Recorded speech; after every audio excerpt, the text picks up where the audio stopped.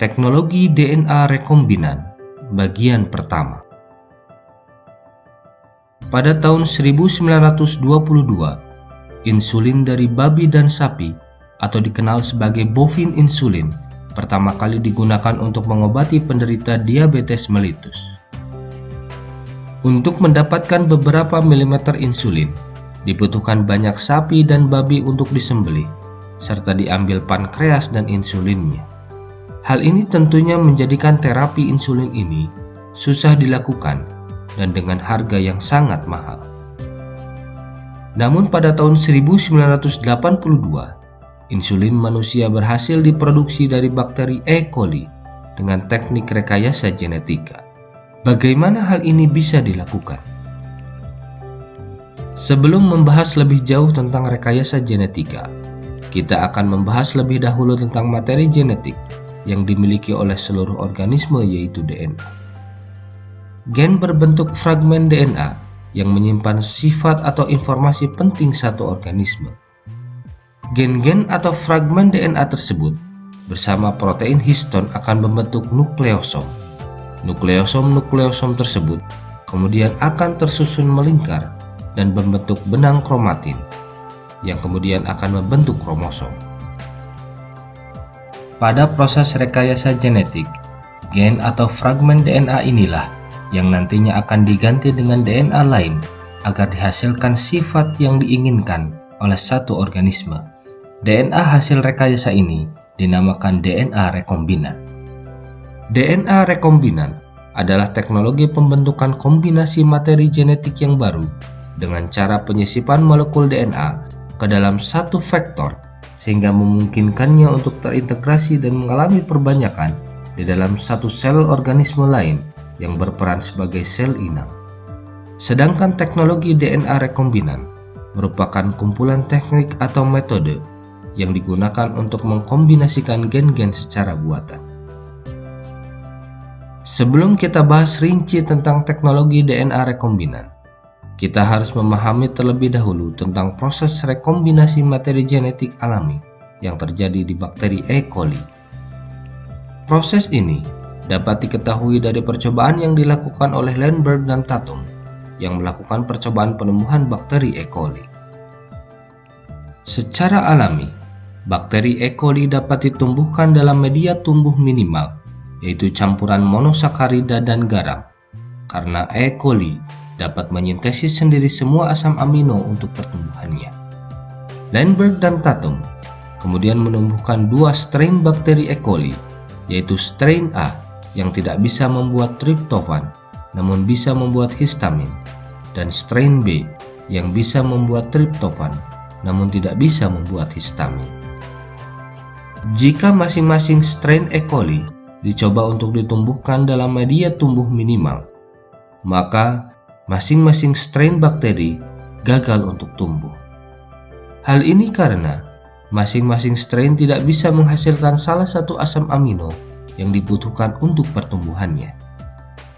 Namun, jika kedua strain bakteri ini ditumbuhkan dalam satu media tumbuh minimal bersama, ternyata kedua strain ini dapat tumbuh.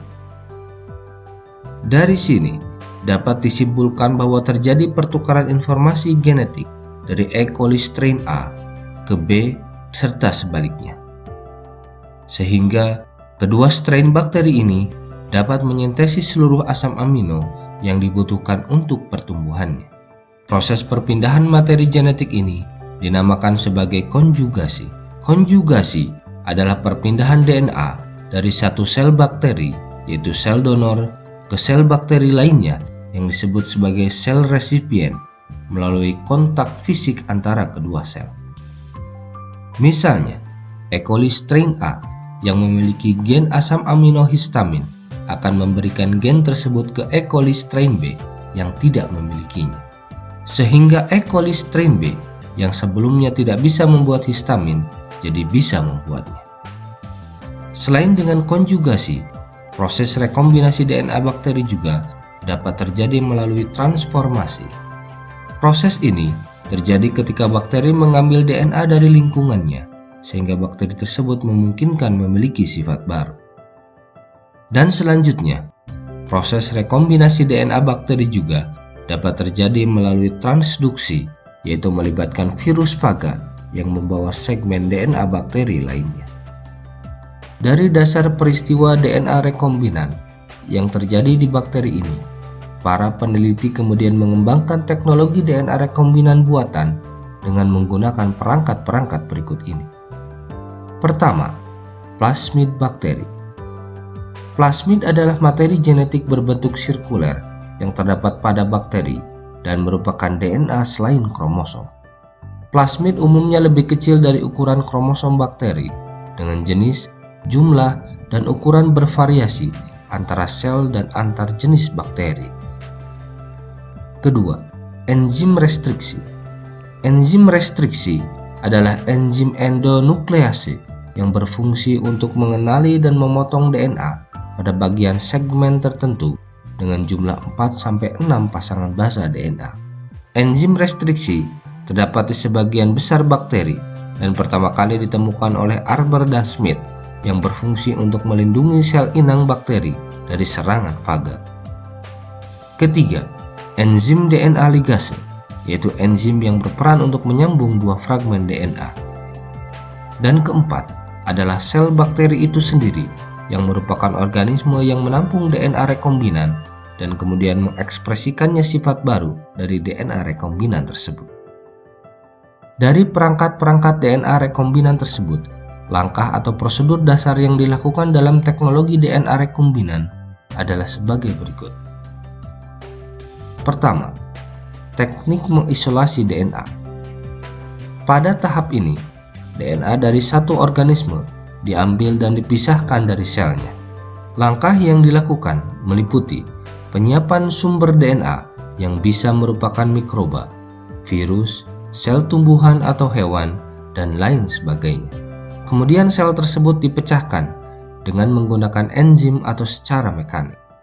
Bagian dalam protoplasma sel tersebut kemudian akan diendapkan dengan salah satu tekniknya adalah sentrifugasi. Hasil sentrifugasi akan terbentuk 3 lapisan, yaitu lapisan bawah yang merupakan fasa organik, lapisan interface yang berisi protein terdenaturasi, dan lapisan atas yang merupakan air dan DNA. Lapisan DNA ini yang kemudian akan digunakan dalam tahap DNA rekombinan berikutnya dan akan mengalami proses pemurnian lebih lanjut. Kedua, teknik pemotongan DNA. Seperti yang dijelaskan sebelumnya, proses pemotongan DNA dapat dilakukan dengan enzim restriksi. Penamaan enzim restriksi berasal dari organisme asal ditemukannya enzim tersebut, seperti EcoR1 dari bakteri E. coli dan Hin3 dari Haemophilus influenza. EcoR1 mengenali dan memotong segmen DNA pada bagian pasangan basa GAATTC, sedangkan Hin3 memotong pada bagian pasangan basa AAGCTT. Setiap enzim restriksi endonuklease mengenal sekuen pemotongan yang khas dan memotong DNA pada situs pemotongan yang khas. Sekuen pemotongan yang khas pada EcoR1 adalah pasangan basa GAATTC dan memotong pada situs pemotongan antara basa G dan A. Sekuen pemotongan yang khas pada Hin3 adalah pasangan basa AAGCTT dan memotong situs pemotongan antara basa A dan A. Sekuen pemotongan yang khas pada BMH1 adalah pasangan basa GGATTC yang memotong pada situs pemotongan antara G dan G.